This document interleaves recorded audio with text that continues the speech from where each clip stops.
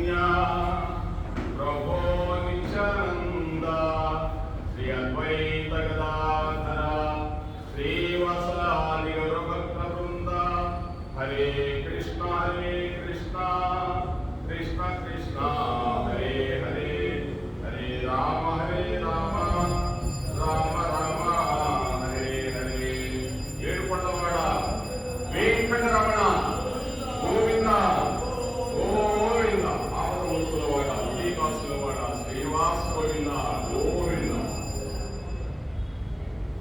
వసుదేవసుతం దేవం కంసచానూరమర్దనం దేవకీ పరమానందం కృష్ణం వందే జగద్గురుం అహోబిల లక్ష్మీ నరసింహస్వామి గోవింద గోవింద అహోబిల మానవ క్రోడ కారణ భాగవ యువానంద చక్రవర్త భావన నవమూర్తి నరసింహస్వామి గోవిందరే నమః హరి ఓం హరే కృష్ణ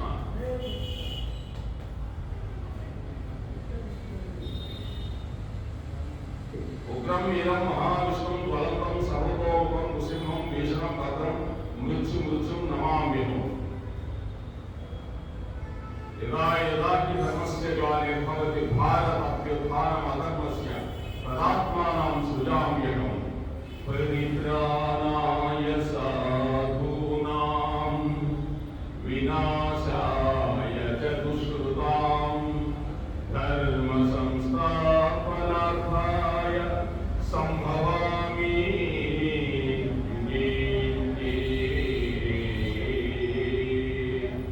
పార్థ ఏ కాలముల ధర్మమునకు హాని కలుగును అధర్మము వృద్ధి చెందును ఆయా సమయములకు దుష్టులను శిక్షితులను రక్షించడు ధర్మమును లెస్సగా స్థాపించటకు ప్రతి యుగమున నేను అవకాశం అందుతున్నాను పార్థ భగవంతుడు ప్రతి యుగంలో భగవంతుడు వస్తూ ఉన్నాడు చివరి వరకు ఉన్నాడు భగవంతుడు ఇప్పుడు శ్రీనివాసుడు వెంకట కొండలపై వెంకటాచల కొండపైన ఆ కృష్ణ పరమాత్ముడే ఆ శ్రీనివాసుడుగా ఉన్నాడు ఎల్లప్పుడూ భగవంతుడు మనతోనే ఉంటాడు ఎక్కడ చూసినా వ్యాపించిపోయి ఉంటాడు అందువలన నీకు లేదని సందేహము లేదు చక్రి ఎందెందు చూసిన అందువలడు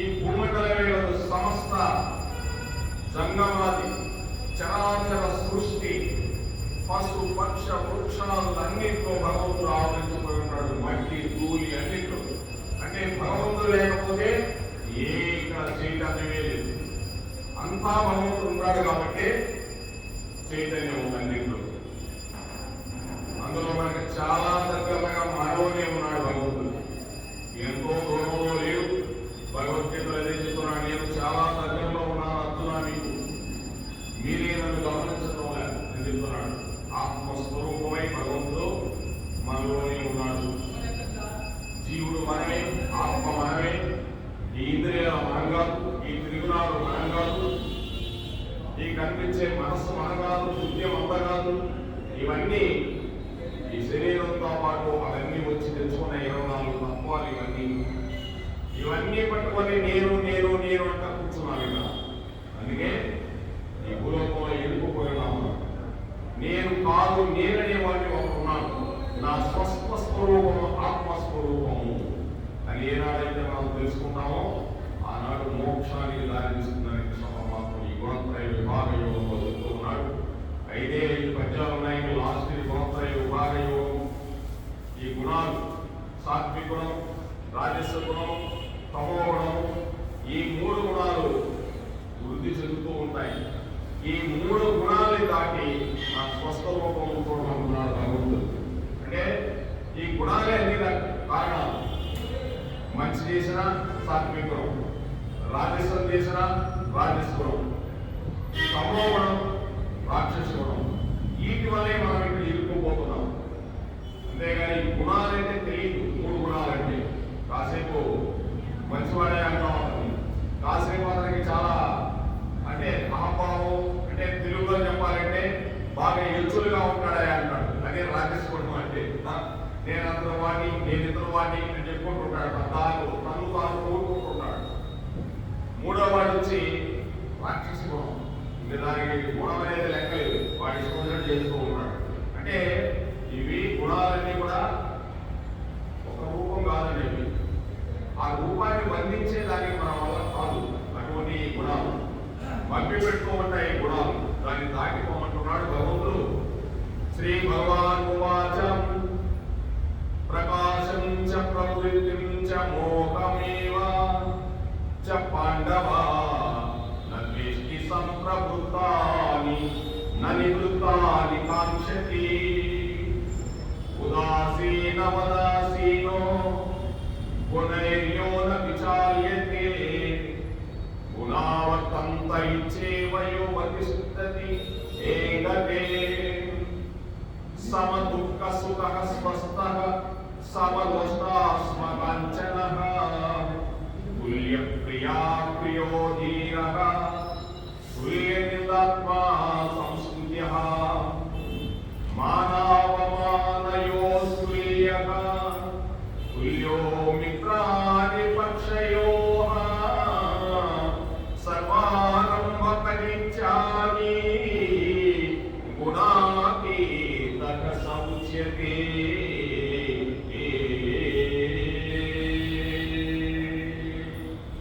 భగవంతుడు ఈ 4 పద్యాలు చెప్తూ దీనికి చెప్తున్నాడు. భగవాన్ ఇలా పలుకుతున్నాడు, ఓ పాండవ, సత్వగుణ కార్యరూపమై ప్రకాశం చేస్తూ ఉంది. రజోగుణము కార్యరూపమైన ప్రవృత్తిలో దించుతూ ఉంది. తమోగుణం కార్యరూపమైన మోహంలో దించుతూ ఉంది. తమంతట తామే ఏర్పడినప్పుడు త్రిగుణాతీతుడు ద్వేషింపడు, అనగా వాటిని చూసి విచారపడడు. అట్లే అవి తొలగిపోయినప్పుడు వాటికి కాంక్షింపడు, అనగా ఎల్లప్పుడూ ఒకే స్థితిలో ఉంటాడని చెప్తున్నాడు. అంటే ఈ యొక్క సత్వగుణము కార్యరూపమైన ప్రకాశతత్వంగా ఉంటుందట. ఏదైనా మంచి పని చేస్తే ప్రకాశంగా ఉంటాం. రజోగుణము కార్యరూపమైన ప్రవృత్తి, ఏ రూపాన్నైతే ధరిస్తూ ఉందో ప్రవృత్తి అంటే నివృత్తి ప్రవృత్తి. మన ప్రవృత్తి అనేది ఎటువంటిదంటే, రమణ మహర్షి గారు ఒక అరుణాచలంలో ఉండేవాడండి. ఆయన చాలా గొప్పవాడు. ఆయన ఒకసారి ఆయనకి సర్పమ్మ వ్యాధి అని కాలికి వచ్చింది. సర్పమ్మ వ్యాధి అంటే మామూలుగా మంట ఉంటుంది, మామూలుగా మంట కాదు. ఆ మంట మామూలుగా పుండులాగా అట్లాగా ఉన్న సర్పమ్మ వ్యాధి. ఆయన రావడం ఏంటండి, పరమేశ్వరుడే ఆయన కనిపించాడు. ఎందుకు రావడం అంటే ఆయన పూర్వజన్మలో ఏం పాపం చేసుకోండి ఎవరికి తెలుసు. అందుకోసం ఎవరికైనా వస్తుందా కానీ ఆయన మంచి భక్తులు ఎలా జరిగింది అనుకునేదానికి లేదు. పూర్వజన్మలో ఏం చేశాడో ఎవరికి తెలుసు. అందుకే భగవంతుడు కొంతమందిని పుట్టిస్తూ ఉంటాడు కర్మలు పెట్టి, వాళ్ళు ఆ జన్మతో తీసుకెళ్ళిపోతున్నాడు. ఆయన స్నానం చేస్తూ ఉంటే రూమ్లో నుంచి బయటికి నీళ్ళు వస్తుంటాయి కదండి. ఏదో బయట పంపు ద్వారానో ఎక్కడ ద్వారానో వేస్ట్ నీళ్ళు వస్తాయి కదా. ఆ నీళ్లు పట్టుకొని కొంతమంది తీర్థంలాగా తీసుకొని అందరినీ తాగటమో చేస్తున్నారు కొద్దిగా. ఒకరోజు ఆయన ఇంట్లో అంతా అయిపోయిన తర్వాత చూశాడు, బయటకు వచ్చాడు. ఏం చేస్తున్నారు మీరంతా ఇక్కడ? నేను స్నానం చేసినప్పటికీ గలగబాగా ఉంది, కొద్దిగా మీరు ఏదో మాట్లాడుకుంటున్నట్టుంది. ఏం చేస్తున్నారు అసలు అక్కడ కూర్చొని మీరు అంతా ఏం తాగుతున్నారు ఏంటి అని అడిగాడండి. వాళ్ళు ఏమి చెప్పా, ఒక అతను ఎవరో చెప్పాడు, స్వామి మీ గంగాజలంతో స్నానం చేసి పవిత్రం కదా, అందుకోసం అవి మేము స్వీకరిస్తున్నాం స్వామి. మీరు ఇంత దూరం ఆశ్రమానికి వచ్చి ఈ గొప్ప శరీరంతో వచ్చే నీళ్లు తాగుతున్నారా? మీరు ఎంత అమాయకులే, మీరు ఎప్పుడు తెలుసుకుంటారా జ్ఞానం? అంటే ఆ యొక్క తమోగుణం అలా ఉంటుందండి. ఆయనకి అర్థం చేసుకుని ఆయన సర్పమే వ్యాధి వచ్చి ఆయన అంత బాగుపడుతున్నాడు కాదు. అటువంటి స్నానం చేసి నీళ్ళు తాగుతున్నారంటే ఈ శరీరమే గొప్పదని తెలుసుకున్నారు. వీళ్ళు ఆత్మ గొప్పదని తెలుసుకోలేకపోయారు. శరీరంలో చూసేది గొప్ప అనుకున్నాడు. ఆయన కూర్చొని పెట్టి 10 రోజులు జ్ఞానోపదేశం చేసి మీ అందరూ కూర్చొని అని చెప్పి పంపించాడు ఆయన. అలా ఉంటుందండి ఈ తమోగుణము, ఈ రజోగుణము. ఆ ప్రవృత్తి అలా ఉంటుంది. సాత్విక కూడా అలా ఉండదు. నువ్వు ఎప్పుడైతే సాత్విక అయిపోయి ఈ 2 గుణాలు పడేస్తావు. రమణ మహర్షి వాళ్ళు అందరినీ పడేశాడు, సాత్వికంలోకి తీసుకెళ్ళాడు. రజోగుణం అనేది మోహాన్ని 2 తీసుకుపోయి సాత్వికులను తీసుకెళ్ళాడు. వాళ్ళ గుణాలు బాగా పేరుకోపోయి ఉన్నాయి. ఎంత దూరం పోయినా గుణాలు పోవండి. ఈ విధంగా తమంతట తామే ఏర్పడినప్పుడు త్రిగుణాతీతుడు ద్వేషింపుడు. ఆ మూడు గుణాలు కూడా తమంతట తానే ఏర్పడతాయి. ఆయన ఏమి ఆ గుణాలని అంటే ఆ గుణాతీతుడు ఏంటంటే వాటికి ఏవి వస్తుంటాయి, వాటిని ద్వేషింపడు ఆయన.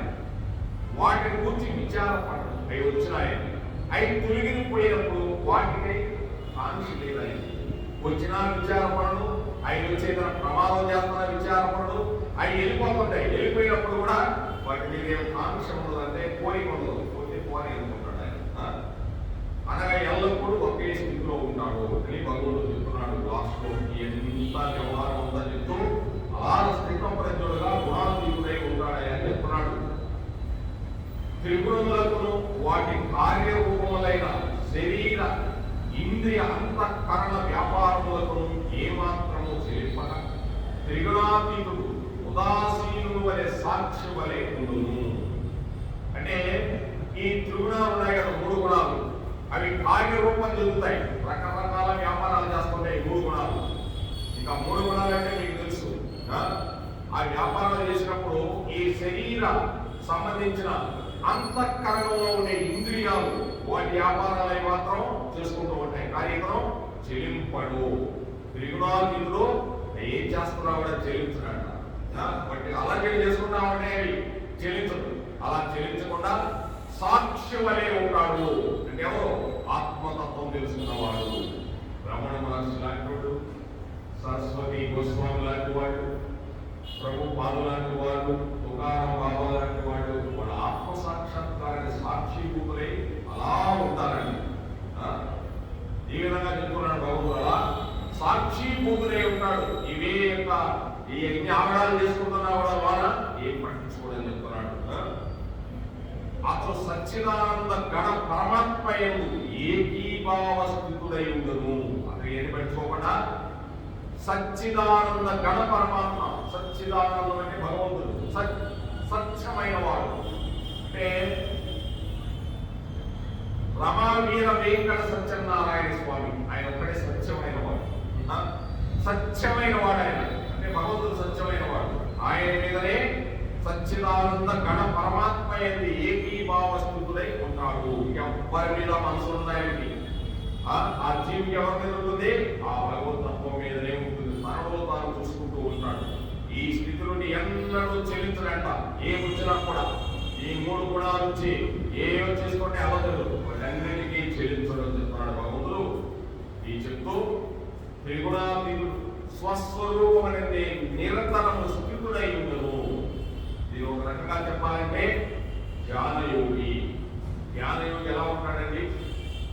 ఏం చెల్లించడు, అలాగే ధ్యానంలో ఉండిపోయి ఆనంద నిలయంలో ఆ ఆనంద స్వరూపాన్ని చూస్తూ ఉంటాడు. ఆ పరమాత్మ స్వరూపాల ద్వారా ఈ స్వస్వరూపం అంటే నిరంతరము స్థితుడై ఉండును. ఈ స్వస్వరూపం అంటే తన స్వరూపం, ఈ బయట కనిపించే ఈ స్వరూపం కాదండి. లోనే స్వస్వరూపం అంటే నిరంతరము స్థితుడై ఉంటాడు, ఆనందంగా ఉంటాడు. కొంతమంది చూడండి ఏం పడిపోతున్నా కూడా అది వేరండి. అంటే ఈ విధంగా తెలుసుకున్నవాడు మళ్ళీ ఏదో అనేది కాదు. ఎవరు పోతున్నా నాకెందుకనే వాడు అదొక మూర్ఖత్వం, అది కాదు. ఈ స్వస్వరూపమునందు తెలుసుకున్నవాడు నిరంతరము స్థితుడై ఉంటాడు, ఆనందమై ఉంటాడు. భగవతత్వంతో భగవంతుడితో ఏకీభవించి ఉంటాడని చెప్తున్నాడు.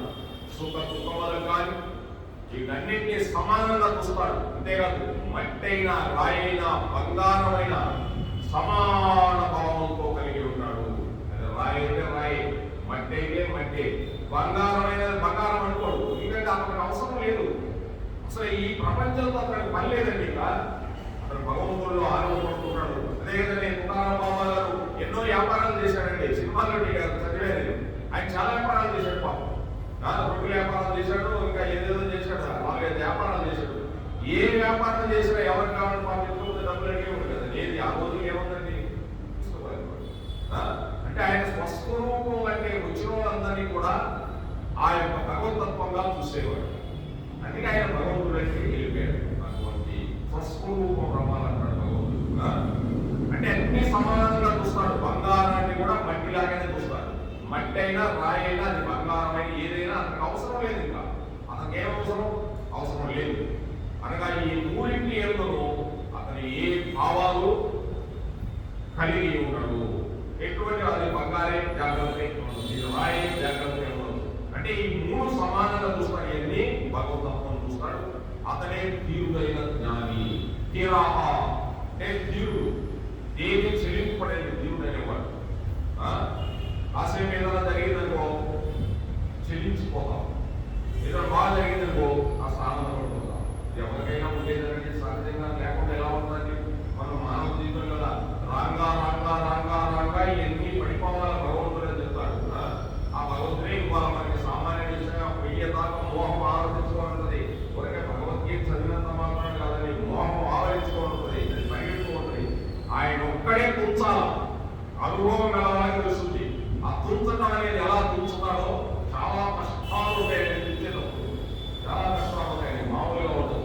భగవంతుడు ఇతన్ని నాకు కావాలని నిర్ణయించుకున్నాడు అనుకో, నిన్ను ఎలా చేస్తాడంటే కొలుగులో పెట్టి బంగారాన్ని కానీ నువ్వు ఎలా శుద్ధితో ఉంది అని ఎలా తిరగమంటే తిరుగుద్ది, ఎలా చేయమంటే అలా చేయవస్తుంది.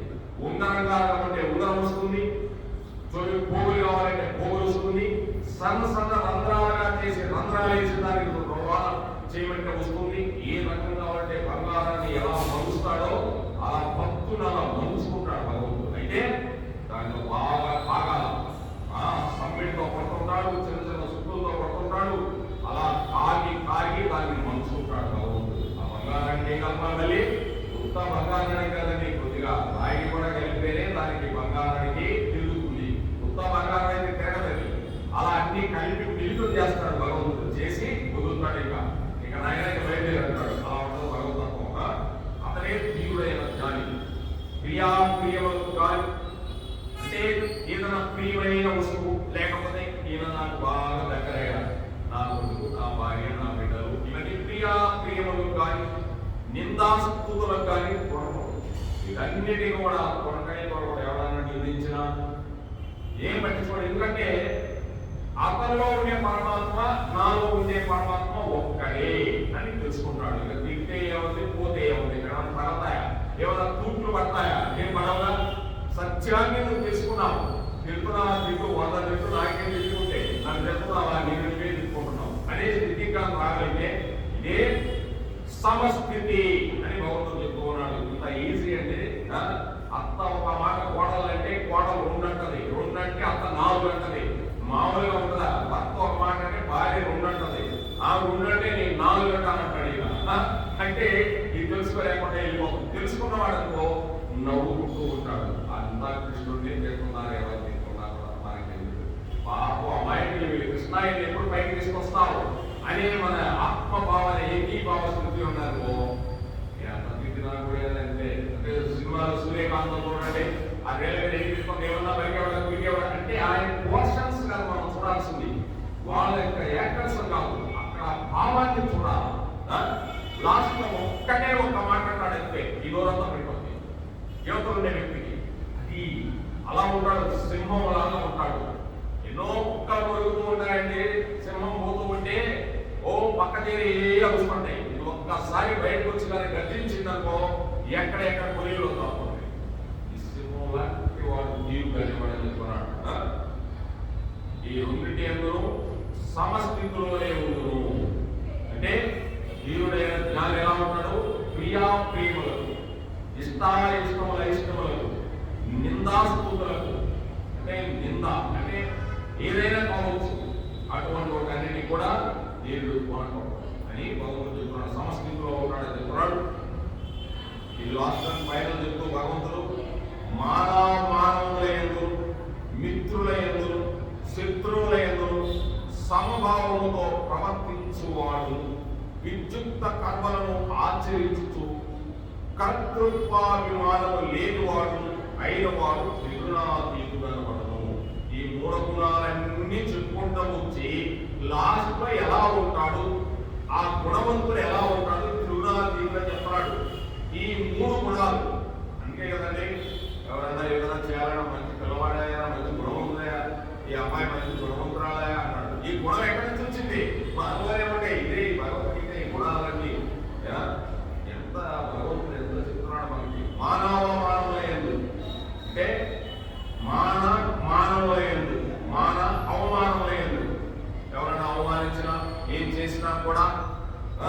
తెలియపడదు. మిత్రుల యందు శత్రువుల యందు సమభావంతో ప్రవర్తించువాడు. ఇటువంటి ఎవరైనా నిన్ను అవమానపరిచినా ఏం చేసినా కూడా మిత్రుల యందు అటువంటి మిత్రుడిని దేవనన్నా శత్రువుల యందు సమభావంతో ప్రవర్తిస్తూ ఉంటాడు. ఇటువంటి వారి ప్రాణాలను తీసుకురావాలి సామాన్య విషయం అండి. కానీ భగవంతుడు చెప్తున్నాడు నువ్వైనా చేయించివి మరణం చేయాలని చెప్తాడు. రాష్ట్రం ఎలా చేయాలని చెప్తాడు. దీనికి విద్యుక్త కర్మలను ఆచరించుతూ మళ్ళీ ఇక్కడ ఏం చెప్తున్నాడు? తన కర్మల్ని తన విద్యుక్త కర్మలు ఎలా అంటే సక్రమంగా కర్మలు కూడా ఆచరిస్తాడంటారు. మామూలుగా ఆచరించినట్ట కర్తృత్వాభిమానం ఏ యొక్క అంటే ఏ కోరిక లేకుండా ఈ విద్యుక్త కర్మలు చేస్తూ ఏ కోరిక ఉండదు. ఇంట్లో సంసారం చేస్తూ ఉన్నాడు, బయట ఏదో ధర్మాలు చేస్తూ ఉన్నాడు, ఇవన్నీ కూడా చేస్తూ కూడా నాకే సంబంధం లేదు. కర్తృత్వ భావన నేను చేస్తున్నాను నాకు రావాలి అనేదే లేదు. అంటే అంతా భగవద్దత్వమని తెలుసుకున్నాడు అన్నమాట. మహాతీయుడు ఇవన్నీ లేని వాడైన వాడు త్రిగుణాతీయుడు అన్నవాడు. ఇవన్నీ కూడా మానవులందు మిత్రులందు శత్రువులందు అందరితో సమభావంతో ప్రవర్తిస్తూ ఉంటాడంట. శత్రువులతో కూడా అటువంటి విద్యుత్ కర్మలు ఆచరిస్తూ ఉంటాడంట. ఏ భావాలు లేకుండా ఏ ఆశలు లేకుండా ఏ కోరికలు లేకుండా ఉండేవాడే త్రిగుణాతీయుడు అని భగవంతుడు చెప్తున్నాడు. ఈ పద్యం ఘంటసాల గారు పాడిన పద్యం అనేది మానవ మానయోస్తుల్యక తుల్యో మిత్రారి పక్షయోః సర్వారంభ పరిత్యాగి గుణాతీతక సౌచ్యతే. మానవ మానవులందు మిత్రులందును శత్రువులందును సమభావంతో ప్రవర్తించువాడు తన విద్యుత్ కర్మలను ఆచరించుతూ కర్తృత్వాభిమానములు లేనివాడైన వాడు త్రిగుణాతీతులని చెప్పబడిన వార్త అని ఆయన ఒక శ్లోకం వాడుకుంటూ వెళ్ళాడు మహానుభావుడు. మాంచయో వ్యభిచారేణ భక్తి యోగేన సేవతే సగుణాన్ సమతీత్వైతాన్ బ్రహ్మ భూయయా కల్పతే. అనన్య నిర్మలమైన భక్తి యోగమత్వాన అనన్య నిర్మలమైన భక్తి యోగమత్వాన నన్నే నిరంతరము భజించువాడు ఈ మూడు గుణములకు పూర్తిగా అతీతుడైన వాడు అగు పురుషుడు సచ్చిదానంద కణ పరబ్రహ్మ ప్రాప్తికి అర్హుడు. అంటే మోక్షానికి అర్హుడు అని చెప్తున్నాడు. అంటే అనన్యమైన భక్తి అంటే జ్ఞానము భక్తి రెండు కలుసుకుంటాయండి. భక్తి ద్వారా జ్ఞానం వస్తుందని, ఎప్పుడు జ్ఞానం ద్వారా భక్తి రాదని బాగా గుర్తుపెట్టుకోవాలి. భక్తి నీకు ముందు స్టార్ట్ అవుతుంది, భక్తి స్టార్ట్ అయితేనే నీకు జ్ఞానం వస్తుంది. మరి ఆ శ్రీకాళహస్తిలో తినడానికి ఎక్కడి నుంచి వచ్చిందండి? ముందు భక్తి వచ్చింది ఆయన. ఆ భక్తిలో నుంచే జ్ఞానం ఉద్భవించింది ఆయన. అంతేగాని ముందు జ్ఞానం రాదు ఎవరు కూడా, భక్తి వస్తుంది. రాగా రోజు ఒక పువ్వు వేసుకు ఉంటే ఆ పువ్వు ఏంగా నీ అజ్ఞానం తినేసి ఆ భక్తి అనే వేసుకున్నావు కదా, అజ్ఞానం అనే దాన్ని తినేసి ఆ పువ్వు ఏకం కూడా మానేస్తాం. ఏక పువ్వు వల్లే వస్తుంది నాకు. భగవంతుడి గురించి తెలుసుకోవాలా? ఊరికే బొమ్మ మీద వేస్తే వస్తుంది, ఈ బొమ్మని పడేస్తాను కూడా. ఇది బొమ్మ కాదు, ఈయన భగవానుడు. ఈయన గురించి నేను తెలుసుకోవాలని వేట పువ్వు పెడతాను. ఆ వేటలో గురువు దొరుకుతాడు. దాంతోనే అజ్ఞానం పోయి జ్ఞానం వస్తుందని చెప్తున్నాడు భగవంతుడు. నిరంతరం భజిస్తూ ఉంటాడు. ఈ మూడు గుణాలకు కూడా అతీతుడై ఉంటాడు. అటువంటి పురుషుడు ఎవరైతే ఉన్నాడో, పురుషుడంటే పురుషుడని కాదండి, స్త్రీ అయినా పురుషుడైనా పదమలే ఉంటాడు భగవంతుడు. సచ్చిదానంద గణ పరబ్రహ్మ ప్రాప్తికి అర్హుడవుతున్నాడని భగవంతుడు చెప్తూ ఉన్నాడండి. దీని యొక్క తాత్పర్యాలు అయితే వ్యాఖ్యం చెప్తున్నాడంటే భగవంతుడు ఈ లక్షణాలను బట్టి మనుషులు త్రిగుణములను దాటినది లేనిది తెలుసుకోవచ్చు. ఇప్పుడు చెప్పే లక్షణాలు పెట్టి ఇప్పుడు ఏది చెప్పాడండి? ఇప్పుడు చెప్పింది కాసేపు అయితే భగవద్గీత ఉందండి. ఫండమెంటల్ గా తెలుసుకోవటం అంటే ఇదంతా ఫండమెంటల్. భగవద్గీత చాలా అర్జునుడికే అర్థం కాదు, మహామహుడికి అర్థం కాదు. కానీ ఫండమెంటల్ గా భగవద్గీత కానీ అర్థమైనటువంటిది, భలే అర్థమైనటువంటిది. కానీ మరి మొదలుపిస్తున్నాడు భగవంతుడు. దీన్ని ఫండమెంటల్ గా తెలుసుకోవాలి. అంటే త్రిగుణాతీతుడు అంటే ఎటువంటి వాడు, ఎవరన్నా ఏదన్నా అన్నా కూడా మనం చేసుకున్నా కూడా పట్టించుకోడు. ఒకవేళ మిత్రులు లేదు, ఏమైనా మిత్రుడు మనల్ని పొరపాటు చేసిన మనకి ఏమైనా అన్నా కూడా, అంతేకాకుండా శత్రువు కూడా మనం ఏమైనా అన్నా కూడా ఇవన్నీ పట్టించుకోడు. అటువంటి వాడే గుణాతీతుడు. ఇటువంటి వాడే 3 గుణాలు దాటిపోతాడు అర్జున, సమశీతోష్ణంతో ఉంటాడు అర్జున అంటున్నాడు భగవంతుడు. అటువంటి వాడే నీవయ్యా అర్జున అని అర్జునుడు చెప్తున్నాడు. ఎంతసేపు అర్జునుడు ఇష్టమైన వాడు, అర్జునుడు చాలా గొప్పవాడండి. ఆయన అనగా అంటాడు, అంటే నీ దగ్గర ఏ యొక్క ఇది లేదని, మంచి గొప్ప వినయవంతుడయ్యా నువ్వు, నేను ఏ ద్వేషం లేదని చెప్తాడు అర్జునుడు. నీకు చెప్తున్నా, ఇప్పుడు ఎవరికి చెప్పలేదు అంటాడు. ఈ విధంగా గుణాతీతుడు తటస్థుడుగా ఉండుచు తనకే కారణమైన సత్వగుణం వచ్చిన, తమోగుణం వచ్చిన, రజోగుణం వచ్చిన ఈ మూడింటిని దాటిపోయి అవతలకి వెళ్ళిపోయి నా స్వస్థ రూపాన్ని చూస్తూ ఉంటాడంట. అటువంటి వాడు గుణాతీతుడు.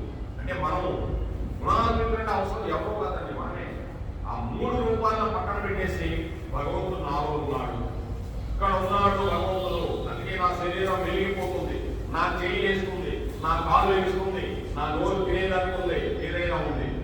చూడండి మరి, ఇప్పుడు మన మఠంలో శివాగారు పడిపోయాడు, ఆయన బూజు తుడుస్తున్నాడు. పైకి వెళ్ళి బూజు కర్ర, పెద్ద కర్ర తీసుకుంటే తుడుచుకోవచ్చు. ఆయన దాని మీద ఎక్కి తుడిచాడు. ఆయన వయసు ఎంత, ఆయన ఎక్కడ, ఆయన మనం అనుకోలే. ఆయన కర్మ పాపం, ఆయన ఏం చేస్తాడు? ఆయన మంచి చేయాలా, ఇదంతా బూజు తుడవాలా, భగవంతుడు చక్కగా చేయాలా, జగన్నాథుడు అనుకున్నాడు. కానీ ఆ కర్ర తీసుకుంటే అందుతుంది. కానీ ఆయన గురువులో ఏమొచ్చిందో, భగవంతుడు ఏమి ఇచ్చాడో దాని వల్ల దాని ఎక్కడం వల్ల ఆయన పడిపోయాడు. పడిపోయి తొలికి విరిగిపోయి ఇప్పుడు లేకపోతున్నాడు. చూడండి, దాన్ని ఏమన్నా రోజు విహారం పెట్టేవాడు, భక్తులందరికీ వచ్చిన వాడికి సేవ చేస్తుండేవాడు. ఏమైనా ఆయన భక్తులు కదా, ఆయన ఎందుకు ఆయన కృష్ణ ఎందుకు జరిగిందంటే అది మనం ఏం చేస్తాం, దానికి మనం ఏం చేయలేము. మరి రమణ మహర్షి కింద సర్పమాన్ని వ్యాధి వచ్చింది, ఆయన మహాభక్తులు కదా పక్కన చేసేవాడు అంటే మనం చేస్తాం దానికి. అంటే నాకైనా ఏదైనా వస్తే ఏమైనా భగవద్గీత ఏమో నేనేం కర్మలు చేశాను, ఏమేమి పాపాలు చేశాను నాకు తెలుసు, ఏదైనా గుర్తుంటే. అంటే నేను మంచిది నా దాంట్లో పెట్టుకుంటానండి, నేను రోజు కాదు అక్కడ పనులు చేసేవాడు కాదు, నా మీద పెట్టుకుంటాను, ఎవరి మీద పెట్టుకుంటాను. అంతేకాకుండా మరి రామకృష్ణ పరమహంసకి ఇంత ముందు చెంది ఇక్కడ రాచకుందు ఆయన అమ్మవారికి కనిపించాడు. ఏమైనా రామకృష్ణ పరమహంస కుమారా నీకు గుడి తీసేస్తానని రాచుకుంటే ఎలా బాధపడతావా అన్నాడు. అమ్మాయినా బాగలేదమ్మా, నా కమ్మలేదో చూస్తాను, నువ్వే జీవితంలో తల్లి అన్నాడు. ఏంటి అలా అడిగింది. ఏం లేదమ్మా, నువ్వు తీసేస్తాను, మళ్ళీ పుట్టాలి కానీ నువ్వు తీసేంత మాత్రం వదులుతుందా, ఎవరి కర్మలు అనుభవించాల్సిందే కదమ్మా, నువ్వే చెప్పావు కర్మలు అనుభవించుకోండి, అందుకోసం ఈ జన్మతో ఈ కర్మ అనుభవించి వెళ్ళిపోతానమ్మా, పోతే పోతుంది అన్నాడు. చూశారంటే అందుకోసం కష్టమైన నష్టమైన ఆ సేవ సుఖం కోసం పాటుపడదు, కష్టమైన నష్టమైన భగవంతుడితో పెట్టుకొని ఈ జన్మతో ఈ కష్టాన్ని వదిలించుకొని వెళ్ళిపోతాను కృష్ణ అని తెలుసుకున్న వాడి గుణాతీతుడు అవుతూ ఉన్నాడు. చెప్పండి, శివాని ఏ విషయంలో తెలుసుకున్నాం మనం, వాళ్ళని విషయంలో తెలుసుకున్నాం. అంటే ఎవరికైనా రావచ్చండి కష్టం అనేది. పూర్వజన్మంలో మన ముని మహారాజు గారు భక్తులంట, ఆయన చెప్పాడు. ఇప్పుడే చెప్పలేదు, బైక్లో చెప్తాడు, ఏమిటి తప్పే లేదు. ఆయన చెప్పాడు, ఇట్లా జరిగింది ఇది, ఒక ఆవు బోటులో పడిపోయింది, నేను దాన్ని పోతున్నా, పోతుంటే అయ్యో దీన్ని తీసి బయటకు అర్థమై ఎప్పుడన్నా పిలిచి అనేది లేకుండా పడిన నాకు ఇప్పుడు వెళ్ళిపోయాడు. అందుకే నాకు కొన్ని బాధలు వచ్చి జన్మలో చెప్పాడండి, కొన్ని రోగాలు వచ్చి నాకు అని చెప్పాడు ఆయన. ఆయనే చెప్పాడు, అందుకోసమే గోశాల పెట్టాడు. గోశాల పెట్టిన అందుకే గోశాల మీద అంత ఇంట్రెస్ట్గా పెట్టాడు. చూశారండి, అంటే ఆయన భగవంతుడు చెప్పాడంట, జన్మ స్మృతి చెప్పాడంటే చూడండి. మరి అందుకోసం గోశాల పెట్టాలని చెప్పి గోశాల పెట్టి ఆడ ఆయన ఆ యజ్ఞాలు యాగాదాలు చేసి ప్రతి 2 సంవత్సరాల నుంచి గొప్ప యజ్ఞం చేసేవాడు. అంటే అందరికీ మంచి జరగాలి, ఆ చుట్టుపక్కల కానీ ఎక్కడైనా అటువంటి యజ్ఞం చేస్తే సుదర్శన యాగం అంటారు, అటువంటి యాగం చేస్తే మంచి జరగాలని. సరే, ఎవరైనా కర్మ తప్పించుకోలేదు. కానీ మంచి కర్మ ఇచ్చాడు, అందరికీ మేలు చేసే కర్మ. భగవంతుడు నమ్ముకున్నందుకు అలా ఉంటుందండి అనే చెప్పే భగవంతుడు. అటువంటి గుణాతీతులు కావాలి, ఇవన్నీ దాటిపోవాలని చెప్తున్నాడు. వీళ్ళందరూ దాటిపోయారు లేదా రామకృష్ణ పరమహంస వీళ్ళందరూ ఎన్ని కష్టాలు వచ్చినా కూడా, మన పెద్దవాళ్ళు కూడా, మన తల్లిదండ్రులు కూడా ఎన్ని కష్టాలు వచ్చినా కూడా మరి నిజంగానే ఆ రోజుల స్త్రీ ఎన్ని కష్టాలు పడేది, ఇప్పటికి పడుతున్నారు, ఎన్ని కష్టాలు పడేవాళ్ళు, ఎన్ని బాధలు పడేవాళ్ళు. పిల్లలు పెద్ద ఒక పక్క భర్త, ఒక పక్క మామ, ఒక పక్క అత్త, తోడిపోవడం, లాపోవడం, లీపోవడం, ఎందుకులే ఎన్ని బాధలు, ఎన్ని కష్టాలు పడి అవి వీళ్ళందరినీ పైకి తీసుకొచ్చి ఆయన అభివృద్ధి చెందుకోని చెప్పి ఆ శరీరాన్ని వదిలేసి వెళ్ళిపోయారు. నిజంగా అటువంటి నిజంగా మనం అనుకుంటానండి, తల్లిదండ్రులకి వాళ్ళతో ఉన్న సంబంధం ప్రపంచంలో అటువంటి సంబంధం లేదండి. మీకు ఎవరన్నా ఉంటే రోజు వాళ్ళు ఎవరన్నా మీ ఇంట్లో కంటే ఎప్పటితో మీ పల్లె భార్యతో, భర్తతో పల్లె, భార్యతో పల్లె, బిడ్డతో పల్లె, ఎవరితో పల్లె, అమ్మ నాన్న దగ్గర మీకు కలిసి అమ్మ ఏదో ఏదో పెట్టి నాన్న దగ్గర లోటు పెట్టి అమ్మ బాగున్నావా ఆనందం. ఆ మాటలు ఆ తీరు వేరండి. ఎప్పటి కలెక్టర్ కావచ్చు, పిల్లవాడు పోయి అమ్మ కుర్చీలో కూర్చున్నాకో కలెక్టర్ అయినా పోయి ఎగిరి కూర్చుంటాడు. కలెక్టర్ అంటే అమ్మ అందో రాగా కూర్చోమో అంటది. వాళ్ళందరూ కలెక్టర్, వాడికి అమ్మాయి వాడికి ఎందుకు అయ్యింది మా అమ్మ అంటది. వాడి అమ్మ ఇలా అంటాడు, దుడ్డు లాగుతాడు, ఏదైనా చేస్తాడు. అమ్మే అది అటువంటిది, ఆ తత్వం అటువంటిది. అది బాగుందని చెప్పేది. ఈ విధంగా చెప్తూ ఆత్మయందే నిలకడగలిగి ఈ యోగి పుంగుడు అనుకున్నాడంట. ఈ త్రిగుణాతీతాన్ని దాటిన వాడు ఆత్మయందు అంటే నువ్వు ఎటువంటి ధ్యాన స్థితిలో ఉండిపోవాలని చెప్తున్నాడు భగవంతుడు. అంటే ధ్యాన స్థితి అంటే మరణం, భగవంతుడు గురించి మరణం. భగవంతుడు అంటే ఏమన్నాడు, నీలోనే ఉన్నాడు. అదే భగవంతుడి ఈ మూడు గుణాలు దాటగలిగితే భగవంతుడికి కనిపిస్తాడు, ఈజీ కనిపిస్తున్నాడని చెప్తున్నాడు భగవంతుడు. ఈ విధంగా సమత్వం గురించి చెప్తూ మానవులకు నిందాస్తుతులయందు, సుఖ దుఃఖములందు, ఇష్టానికిష్టములందు, శత్రు మిత్రులాదులను గుణాతీతులకు మహనీయుడు సమబుద్ధి కలిగి ఉంటాడు. సమబుద్ధి కలిగి ఉంటాడు అంటే ఎవరు ఏమనుకున్నా కూడా అలాగే చెల్లించకుండా ఆనందంగా ఉంటారండి. అటువంటి వాళ్ళు నేను చాలా మందిని చూశానండి. సరే సుఖమునీంద్రుడు మీకు తెలుసు, సుఖబ్రహ్మ అంటే. ఒకప్పుడు జనకుని ఆస్థానానికి వెళ్ళాడు ఆయన సుఖబ్రహ్మ. వెళ్ళినప్పుడు జనక మహారాజు అసలు చెంచల అంటే నిలకడగా ఉండేవాడు. ఎన్ని కష్టాలు వచ్చినా ఎన్ని వచ్చినా కూడా జనక మహారాజు అలా నిలబడి ఉండేవాడట. ఆశ్చర్యపోయాడు సుఖబ్రహ్మ. ఏమి ఇంత సమశీతోష్ణ భావంలో ఎలా ఉండగలిగాము అన్నాడు. అయా మా యొక్క పూర్వీకులు ఆ భగవద్గీత చదివి ఆ దాంట్లో సారాన్ని పెట్టి అది మాకు పరంపర వస్తూ ఉంది కాబట్టి దాన్ని బట్టి నేను సమశీతోష్ణ ఉన్నాను అని చెప్పాడు. ఆశ్చర్యపోయాడు సుఖబ్రహ్మ. జనక మహారాజు దగ్గరికి పోయి ఇటువంటి మహనీయులందరూ కూడా ఆత్మస్థితి అయితే ఉండి స్వస్థువు అయితే నిలకడ కలిగి ఉన్నారు. స్వస్థువు అంటే మన వస్తువు, అది మనం కాదండి వస్తువు, నేను కాదు వస్తువు, ఇది ఎప్పుడైనా పడిపోయేది. కానీ స్వస్థువులా ఉంటుంది. కానీ ఈ శరీరం జాగ్రత్త తీసుకోవాలి, ఆ స్వస్థువు చూడాలంటే. అంతేగాని ఈ శరీరం జాగ్రత్త లేకపోతే చూడలేము. ఈ విధంగా ఆ యొక్క మానవుల యందు, నిందాస్తుతుల యందు, ఎన్నింటిలో సుఖ దుఃఖాలన్నింటిలో సమానంగా చూస్తూ ఉంటాడంట. గుణాతీతుడు, గుణాలు దాటిపోయినాడు, అతీతుడు ఆయన. ఈ విధంగా సాక్షి అయి ఆత్మయందు సదా సుస్థితులైన గుణాతీతులను, జ్ఞానులను అవి కదిలింపచేయలేదు. ఎవరైతే ఆత్మస్థితి అందు చూస్తూ ఉంటారో అటువంటి గుణాతీతుల్ని ఇవి మూడు గుణాలు కూడా వాళ్ళని కదిలించలేదు.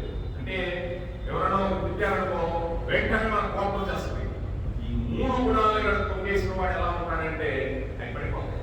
అవి కూడా గుణాలే, అంటే మనలోనే ఉంటాయండి. అవి మనమే అంటే ఆ యొక్క వ్యామోహం అనేది నశించుకోవాలంటే అంత ఈజీ కాదు, అంత ఈజీ కాదు. అదేంటంటే తినే ఆహారాన్ని బట్టి, మనం తిరిగిన వ్యవహారాన్ని బట్టి, మనం స్నేహితులు బట్టి మనం ఎటువంటి వాళ్ళను నిర్ణయించేస్తుంది. అలా ఉంటుంది. పిల్లవాడు ఎవరితో స్నేహం చేస్తున్నాడా, అమ్మాయి ఎవరితో మాట్లాడుతుందా, ఎవరితో స్నేహం చేస్తుందా, ఎవరితో సెల్ ఫోన్ లో మాట్లాడుతున్నారా పిల్లవాడు కానీ పిల్ల కానీ ఏంటి అని గమనిస్తూ ఉంటే మనకంతా అర్థమైపోతుంది. ఆ విధంగానే మనం కూడా ఈ మూడు గుణాలు మనకు ప్రేరణ చేస్తూ ఉంటాయండి. ఈ ప్రేరణ అనేది సామాన్యమని కాదండి.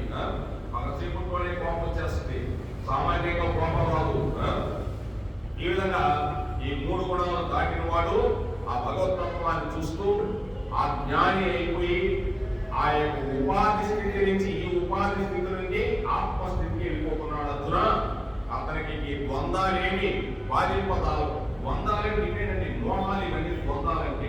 ద్వంద్వం అంటే రెండు కలిసి అన్ని కలిసి ద్వంద్వం అంటే అవన్నీ కూడా ఇతన్ని ఏమి చేయలేదు, అన్ని పారిపోతాయని చెప్తున్నాడు. ఎలా పారిపోతాయండి? అవి బస్ అయిపోతాయి, అవి లేవలేవు. అంటే నీవే వాటిని చంపేస్తావు, అవి వెళ్ళిపోతాయి అంతే నీలో నుంచి. ఎవరన్నా నేను పెడుతున్నాడు నువ్వు ఎంత తిన్నా గమ్ముకున్నామనుకో, తిట్టి తిట్టి తిట్టి తిట్టి తిట్టి తిట్టి వాళ్ళు ఎప్పుడు వెళ్ళిపోతారు కదండి. అలాగే ఉంటుందండి, ఎంత తిన్నా కూడా తిట్టుకొని ఎప్పుడు వెళ్ళిపోవాలి, అంత ఈజీ కాదు. కానీ ఆ సమయాన్ని బట్టి దాన్ని బట్టి నువ్వు ఎలా నడుచుకోవాలో భగవంతుడు చెప్తూ ఉన్నాడని, అలా నడుచుకోమని చెప్తున్నాడు. ఆ సమయ ఫలాన్ని బట్టి నువ్వు చాలా జాగ్రత్తగా నడుచుకోవాలి. అది జాగ్రత్త పరుడే ఈ లోకంలో ముందు అడిగి వేయగలిగి సోమరపోతూ నిద్రావస్తు వీళ్ళందరూ కూడా అడుగు వేయలేడని చెప్తూ భగవంతుడు చెప్తున్నాడు. తమోగుణంలో వాడు సర్వారంభ పరిత్యాగి, ఈ పదములకు సమస్త కార్యములను కర్తృత్వమును వదిలిన వాడని అర్థము చెప్పుడే. అంటే సర్వారంభ పరిత్యాగి, సర్వారంభ అంటే అన్నిటికీ సమస్త కార్యాలకు కర్తృత్వాన్ని వదిలేవాడు. అంటే అన్ని పనులు చేస్తావు నువ్వు, కానీ నువ్వేమి చేయలేదని భగవంతుడు చేస్తానని చెప్తావు. అంటే ఏంటి? సమస్త కార్యాలైన మంచి కార్యాలు భగవంతుడు చెప్పేది అని చెప్పుకుంటా సమంజసంగా ఉండదు. లేక కామ్య కర్మలన్నింటినీ వదిలేవాడని అని చెప్పవచ్చు. కామ్య కర్మలంటే కోరికలన్నీ వదిలేవాడు. అంటే ఇక్కడ ఉన్నందరూ భగవంతుడు చెప్పేది సమస్త కార్యములకు కర్తృత్వం ఉండదు. నువ్వు అన్ని కార్యక్రమాలు చేస్తావు, ఇంట్లో పెళ్లి చేస్తావు, అన్ని చేస్తావు, పక్కింట్లో అడిగితావు, లేకపోతే మీ అన్న అడిగితే అన్న పనికి సహాయం చేస్తావు, కానీ నీకు ఆ కర్తృత్వం బాగుండదు. మనకి చేసేది మన ఏది మన కూతురు పెళ్ళి అనేది ఉండదు. ఏంటంటే ఆ భావం వదిలేస్తావు. నేను చేయాలా, ఈ మంచి పని చేయాలి అది భగవంతుడు నాకు చెప్పాడు వాళ్ళని. అవన్నీ ఎలా చూస్తాయండి? అంత సామాన్య విషయం భగవంతుడు చెప్పాడు అనేది. నీకు ఆ మరణం వస్తే నాకు భగవంతుడు చెప్తున్నాడు కానీ భగవంతుడు ఉండబట్టే నేను చేస్తున్నాను వస్తుంది. లేకపోతే నేను చేసా మా అన్నకి, నేను లేకపోతే నీ పెళ్లి కూడా అంటాను అయిపోయినట్టు దానికి నువ్వు చేసిన వాడే చేయకపోయినట్టు దానికి చెప్తున్నాడు. ఆ కర్తృత్వాన్ని వదిలిన వాడు అని చెప్పుకుంటా సమంజసం. లేకపోతే కామ్య కర్మలన్నింటినీ వదిలేవాడు అంటే ఇంకా ఈ కోరికలన్నీ వదిలేస్తాడని పూర్తిగా. ఇంకా ఈ కోరికలతో ఏముండవు అతనికి, అలా స్థితులైపోయి ఉన్నాడండి. ఇతర కార్యములన్నీ త్యజించవచ్చి నిరంతరము బ్రహ్మనిష్టయంలో అలా ఉండిపోతాడు. అంటే ఇక్కడ రెండు అర్థాలు ఉంటాయి. నువ్వేదన్నా పనులు చేస్తే అవి కూడా ఏ కర్తృత్వ భావం లేకుండా చేస్తావు, అంతా పరమాత్ముడే చేస్తావు, కృష్ణార్పణం చేస్తావు. అదే కానీ ఇంకొకటి ఉంది, నాకు ఎన్ని అవసరం లేదయా అనుకొని ఈ కామ్య కర్మలన్నింటినీ నువ్వు వదిలేసేది. అంటే ఇక నాకు ఇంటి సంబంధం లేదని ఆ బ్రహ్మస్థితి అని దొరికిపోతాం. ఆ బ్రహ్మస్థితి అని దొరికిపోవడం అంటే యోగ సమాధి నిష్ఠలో ఉంటాం. సమాధి నిష్ఠ అంటే ఆ ధ్యాన నిష్ఠలో, అంటే ధ్యాన నిష్ఠ అంటే 24 గంటల ధ్యానం అని కాదు, భగవంతుడు ఏంది నీ నిష్ఠ ఉండిపోతుంది. అంటే ఆత్మనిష్ఠుడు అయిపోతావు. ఇక ఆత్మనిష్ఠుడు అంటే భగవంతుడిని చూస్తూ ఉంటావు. అటువంటి వాడు బ్రహ్మనిష్ఠుడు ఎందుకున్నాడు. ఈ కామ్య కర్మలన్నీ వదిలేస్తాడు. నాకు ఉదయం ఇవన్నీ నాకు అవసరం లేదు, అసలు నాకేం అవసరం అని వదిలేస్తాడు. అంటే అంత వదిలేయటం అంటే జ్ఞానే ఉంటే వదిలేస్తాడండి. అంతేగాని వెంటనే ఏదో పెళ్లి చేసుకొని నాకు ఏదో పర్లేదు నేను వదిలేసి వెళ్ళిపోతున్నానంటే అజ్ఞాని. అలా కాదు భగవంతుడు చెప్పింది. నువ్వు జ్ఞాని అయిపోయి భగవంతుడే నాకు గోపు, ఈ అసలు నేను తెలుసుకోవాల్సింది భగవంతుడి గురించి, ఈ శరీరం ఇచ్చింది భగవంతుడు దాని గురించి నాకు ఇచ్చాడు, నేనెవరో తెలుసుకోవాలా అని ఆత్మనిష్ఠ ఎందుకు చెప్పిన వీళ్ళందరూ మామూలు కాదు, వీళ్ళందరూ సామాన్యులు కాదు, చాలా మంది ఉన్నారు. బ్రహ్మనిష్ఠ ఉండిపోయాడు. ఇట్టి వారు యహ అంటే ఎవడో సహా అసలు గుణాతీత ఉచ్యతే, గుణాతీతుడని చెప్పబడదు. ఇటువంటి వాడైతే గుణాతీతుడని చెప్పబడతాడని చెప్తున్నాడు భగవంతుడు. అని తెలుసుకుంటం వల్ల ఈ యొక్క ఎవరైనా సరే ఈ స్థితిని పడేయవచ్చును. వాడేనే కాదు, మనం ఎప్పుడైనా పడవచ్చు కదా. పనేం కాదు, ఇది పెద్ద పనేం కాదు. శ్రీనివాసు గారు చూడండి, అలా ఉంటాడు, మఠంలో అర్థమైతే తింటాడు, లేకపోతే లేదంటే వెళ్ళిపోతాడు. ఇవన్నీ నేను చూసుకుంటాను మొత్తం.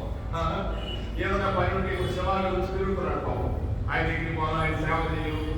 సేవ అంటే అదే, ఇంకా మనం పద్దాక ఏదో మనమే భక్తులైపోయి ఏదో మనం ఏదో మా భక్తులైపోయినట్టు ఉంటాం కాదు. సేవ భక్తులు భక్తులకి సేవ చేయటమే భగవంతుడికి సేవ చేస్తారు. అంతేనండి. ఎవరు బాధపడుతున్నారు? లోన ఆత్మ బాధపడుతూ సాక్షిగా వస్తుంది. జీవుడు బాధపడుతున్నాడు. ఈ జీవుడు బాధపడుతున్నాడు. ఆ జీవుడే ఆత్మస్వరూపుడు, కానీ ఆత్మ సాక్షిగా ఉంటుంది, కానీ జీవుడు బాధపడుతున్నాడు.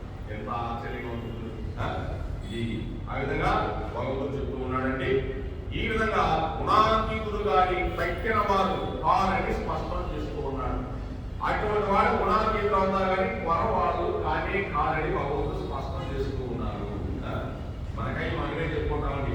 అండి పలానాయన చాలా మంచివాడండి, ఉన్నా లేకపోయినా ముందు ఏదో తినడమా ఉన్నదాంట్లో పెట్టుకుంటాడు అంటారు. భగవంతుడు ఇచ్చిందే అక్కడ చాలా మంచివాయని, ఉన్నా లేకపోయినా ఇంటికి పోతే కూర్చొని అన్నయ్య తినండి, ఏదో ఉన్నదాంట్లో తిన్నాం, భగవంతుడు ఇచ్చిన దాంట్లో తిన్నాం, ఏమవుతుంది అంటారు. ఇటువంటి వాళ్ళు ఉన్నారండి భూమి మీద. అటువంటి వాళ్ళు ఉండబట్టే ఈ రోజు భూ ప్రపంచం ఇంకా నిలబడుతుంది. అటువంటి మహానుభావులు మహాతల్లులు ఉండబట్టే మనం అన్నం తింటున్నాం, వర్షాలు పడుతున్నాయి. ఇంకా ముందు రోజుల్లో ఇటువంటి వాళ్ళు అందరూ ఉన్నారండి. అప్పుడు వర్షాలు కూడా పడవు. బ్రహ్మంగారు చెప్పినట్టు వర్షాలు పడవు, ఏం పడవు. మండు నీరు బతుకుతానని చెప్పాడు. రేగడ మండు నీరు బతికే రోజు వస్తాయని చెప్పాడు ఆయన. సామాన్యంగా చెప్పాలి, వర్షాలు లేక ఏమి లేక.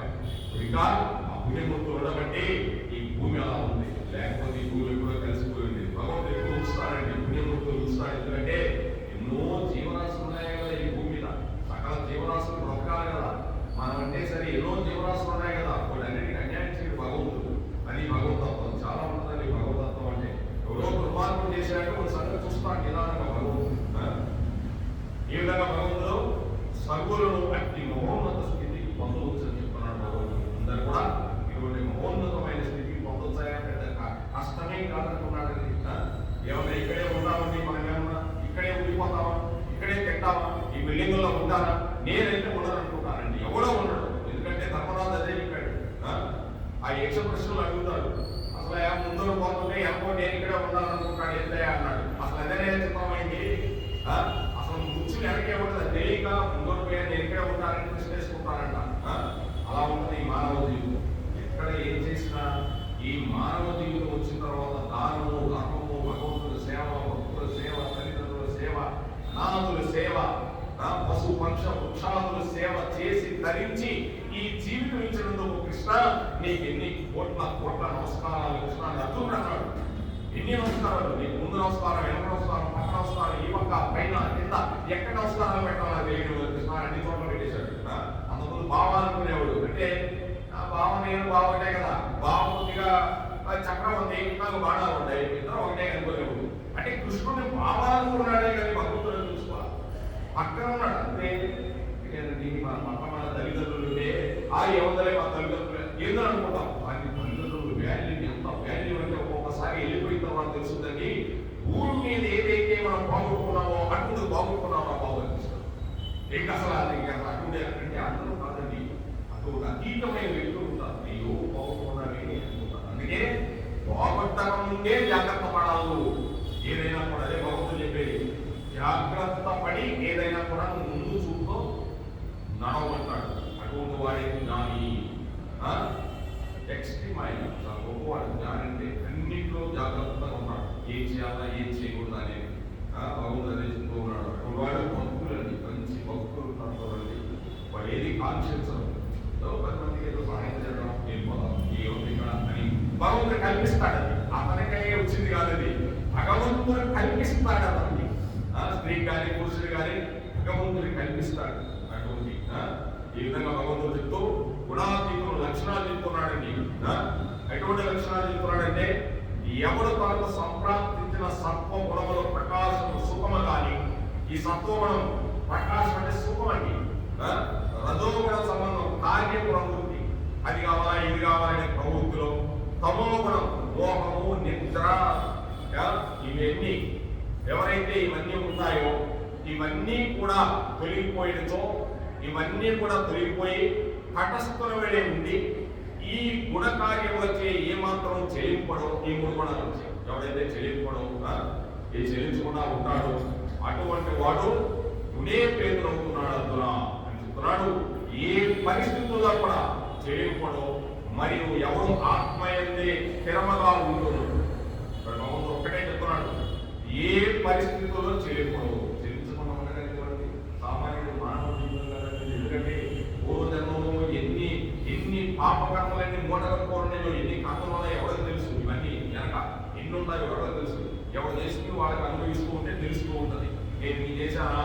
జన్మలో అని అనిపిస్తూ ఉంటుందండి.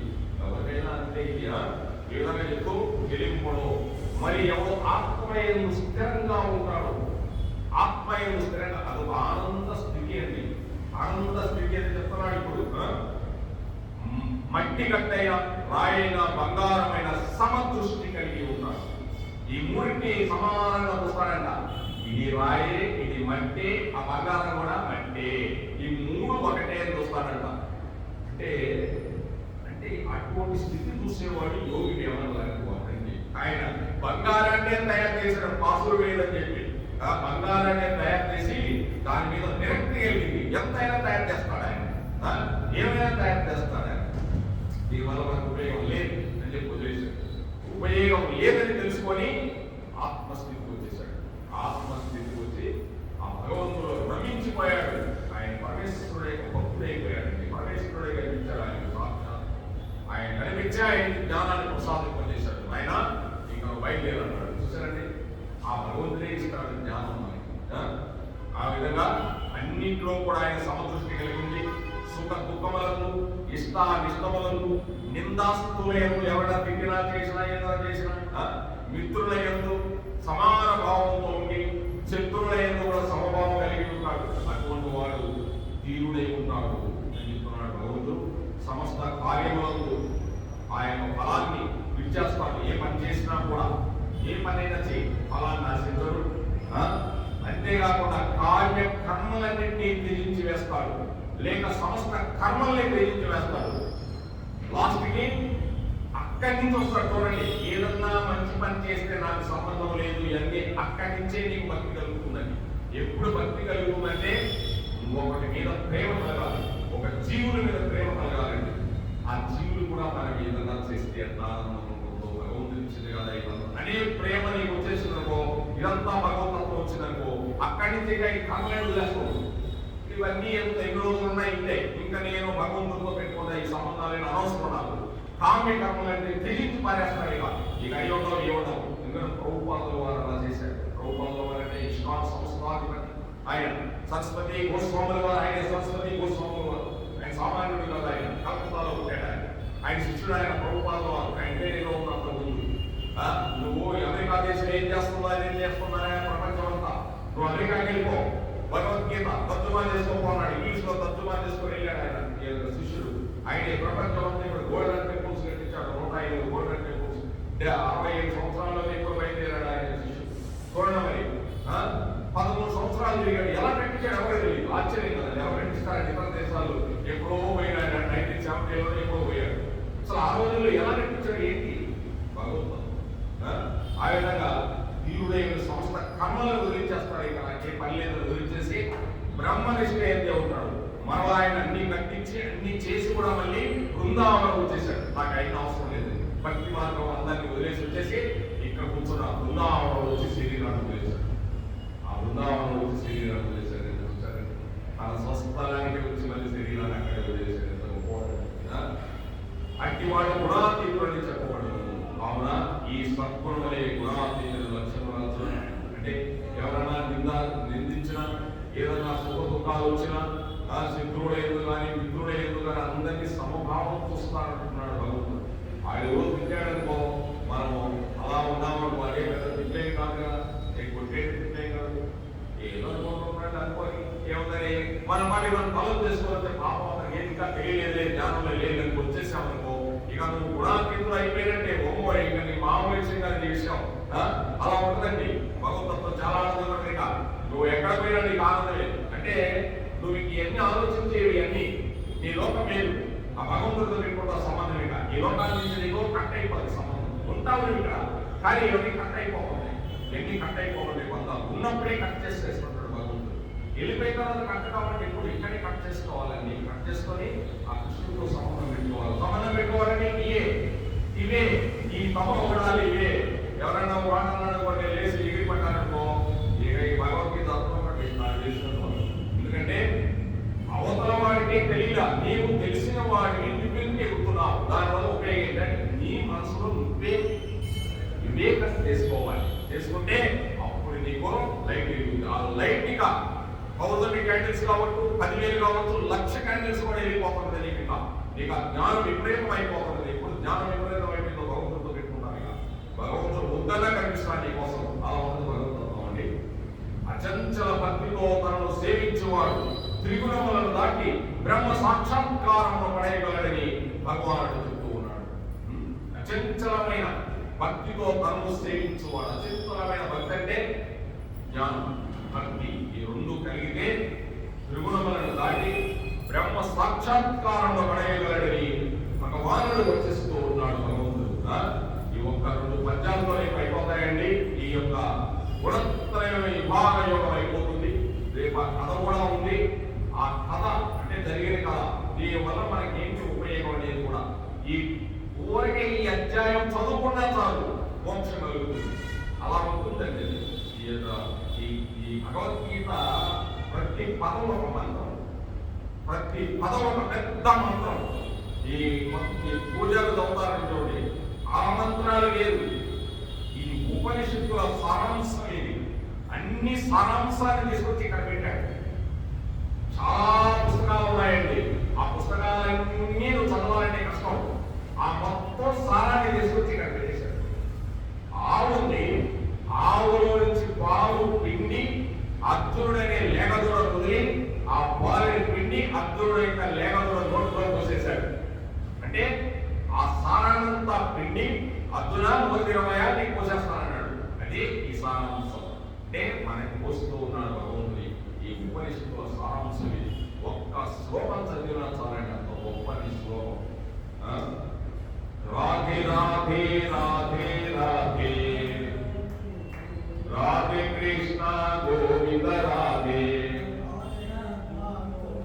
రాధే కృష్ణ గోపాల రాధే రాధే రాధే రాధే రాధే గోవింద రాధే గోపాల రాధే